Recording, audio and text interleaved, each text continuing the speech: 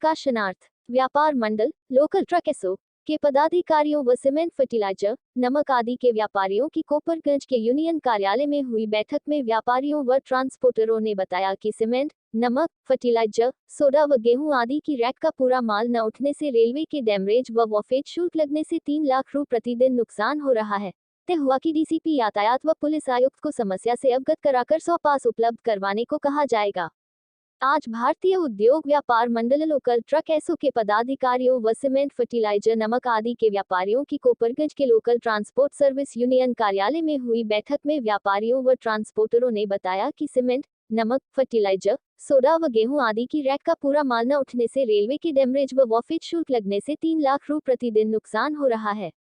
भारतीय उद्योग व्यापार मंडल के प्रदेश महामंत्री ज्ञानेश मिश्र ने बताया कि पहले सीपीसी रेलवे गोदाम में ट्रैफिक पुलिस से जारी ट्रकों के 600 पास से माल की अनलोडिंग लोडिंग हो रही थी, जिसमें से ट्रांसपोर्टरों ने स्वयं घटाकर 300 पास की लिस्ट दी थी, जिसमें केवल 200 पास बनाए गए, जिस वजह से पहले प्रातः 11 से दोपहर 1 बजे व दोपहर 2 से 5 बजे तक 5 घंटे में 500 ट्रक निकल रहे थे, जो अब 200 पास बनने से केवल 250 ट्रक निकल पा रहे हैं, जिस वजह गोदाम में माल बच जाने की वजह से सीमेंट, फर्टिलाइजर, नमक, सोडा आदि के व्यापारियों को प्रत्येक दिन लगभग 3 रैक आने पर आधा माल नहीं उठ पा रहा है और प्रत्येक 1 घंटे में एक रैक में बचे आधे माल पर लगभग 3700 रुपये व तीनों रैक में 24 घंटे में प्रत्येक दिन लगभग 3 लाख रुपये नुकसान हो रहा है। इसलिए बचे 100 पास भी जारी हो तभी स्थितियां सामान्य हो सकती है।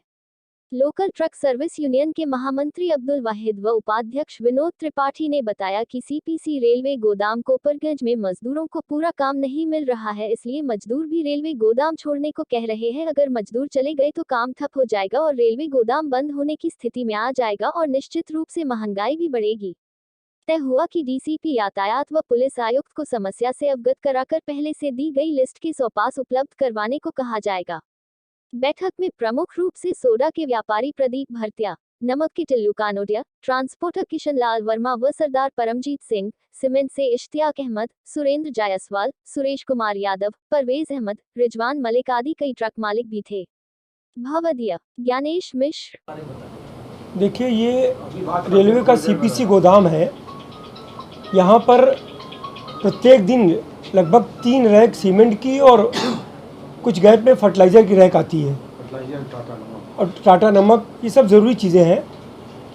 ये रैक पिछले कई सालों से यहाँ पर आ रही हैं और पूरी एक व्यवस्था बनी हुई थी कि यहाँ दिन में परमिशन मिलती थी 11 से 1 और 2 से 5 घंटे अतिरिक्त केवल यहीं लोडिंग अनलोडिंग की छूट मिली हुई थी पुलिस विभाग की तरफ से, यातायात विभाग की तरफ से।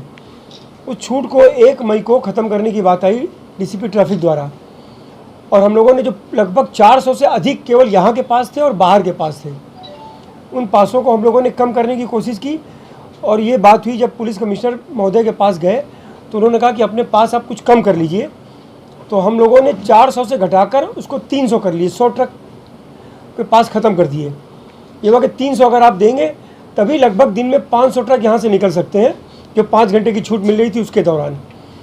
लेकिन 200 ट्रक की जो परमिशन अभी मिली है, जब कमिश्नर महोदय ने डीसीपी ट्रैफिक से कहा तो उन्होंने 300 लिस्ट की हमारी कट करते हुए 200 की केवल पास बनाए। उससे दिक्कत ये आ रही है कि 5 घंटे में 250 करीब ट्रकें निकल रही हैं। पहले 400 पास थे, 500 ट्रकें निकल रही थी, अब आधी हो गई। आधी होने की स्थिति में ये हो रहा है कि प्रत्येक रैक प्रति घंटे करीब 3717 रुपये का नुकसान हो रहा है और दिन में 2,67,000 रुपये का व्यापारियों को नुकसान हो रहा है। पूरे एक दिन में 2,67,000 रुपये का जो यहाँ पर डैमरेज चार्ज और वॉफरेज चार्ज लगता है। और ख़ास करके लेबर, उनको पूरा काम नहीं मिल रहा तो वो भी परेशान है। लेबर में कल 2-3 दिन से चर्चा है, लेबर कह रहे हैं कि हम छोड़ के यहाँ से चले जाएंगे। अगर यहाँ से लेबर चले गए और ये व्यापारियों को लगातार नुकसान होता रहा तो रेलवे गोदाम बंद होने की स्थिति में आ जाएगा। और सीमेंट और ये फर्टिलाइज़र, नमक जो भी आ रहा है यहाँ पर, गेहूँ, चावल, ये सब महंगा होगा जो यहाँ से सीधे सप्लाई होती है, क्योंकि भाड़ा सस्ता होता है रेलवे का, निश्चित रूप से महंगा होगा।